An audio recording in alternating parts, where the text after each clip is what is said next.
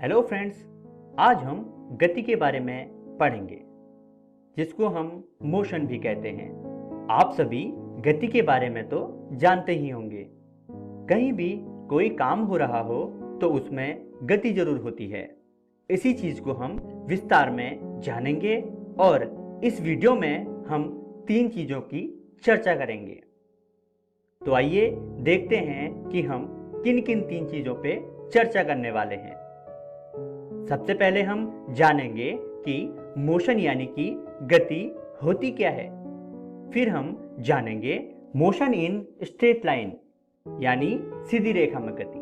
और अंत में हम डिस्टेंस एंड डिस्प्लेसमेंट यानी कि दूरी और विस्थापन के बारे में जानेंगे। तो चलिए शुरू करते हैं और जानते हैं गति के बारे में। अब ये मोशन क्या होता है?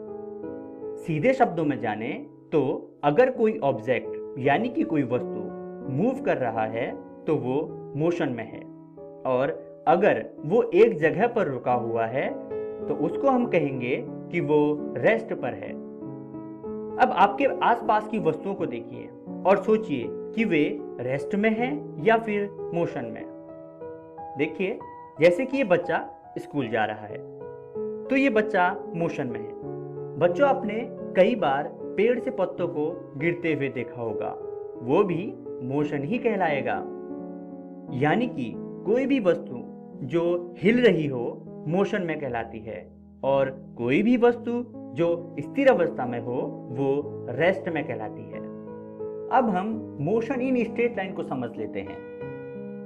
सीधे शब्दों में कहें तो अगर कोई वस्तु जैसे कि एक कार सीधी रोड पर चल रही है तो इस टाइप के मोशन को मोशन इन स्ट्रेट लाइन कहते हैं। इसलिए जब किसी वस्तु की स्थिति संदर्भ या समय के फ्रेम के संबंध में बदलती है तब हम उसे गति में कहते हैं।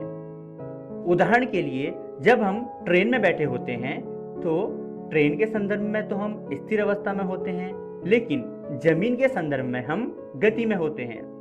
यानी कि अगर हम चलते ट्रेन में ही हैं तो ट्रेन में बैठा आदमी हमें स्थिर दिखेगा, लेकिन अगर हम जमीन पर खड़े हैं तो चलते ट्रेन में बैठा आदमी हमें गति में दिखेगा।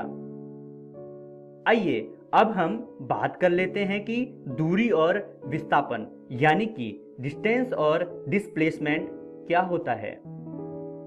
अब जरा यहां देखिए, ये बस एक जगह ए से चलकर अपनी दूसरी जगह बी पर जा रही है। अब ये अपने रास्ते में कई बार अपनी दिशा बदल रही है, तो जो लंबाई बस ने अपनी इस रास्ते में कवर की उसे हम डिस्टेंस यानी कि दूरी कहेंगे। अब मान लेते हैं कि ये बस एक दूसरे रोड से जा रही है जो कि डेस्टिनेशन ए से बी तक सबसे छोटी दूरी में पहुंचेगी। अब ये स्ट्रेट रोड ए और बी के बीच में, जिसमें कि एक दिशा में वस्तु मूव कर रहा हो और वो भी सबसे छोटी दूरी में, तो उसे हम डिस्प्लेसमेंट यानी कि विस्थापन कहेंगे। चलिए एक और उदाहरण देखते हैं। मान लीजिए कि आप अपने घर से सुबह चलते हैं अपने स्कूल के लिए, जो कि 4 किलोमीटर दूरी पर है, लेकिन स्कूल पहुंचने के लिए आपको काफी घूम के जाना पड़ता है और वो रास्ता 7 किलोमीटर का पड़ जाता है। तो जरा सोचिए और बताइए कि आपके घर से स्कूल तक की दूरी कितनी होगी और घर से स्कूल तक का विस्थापन क्या होगा। ये सवाल आप लोग नोट कर लीजिए और घर से सोच के आइएगा। हम इस जवाब की चर्चा अगली वीडियो में करेंगे। तो आज की इस वीडियो में हमने motion in a straight line, distance and displacement को पढ़ा।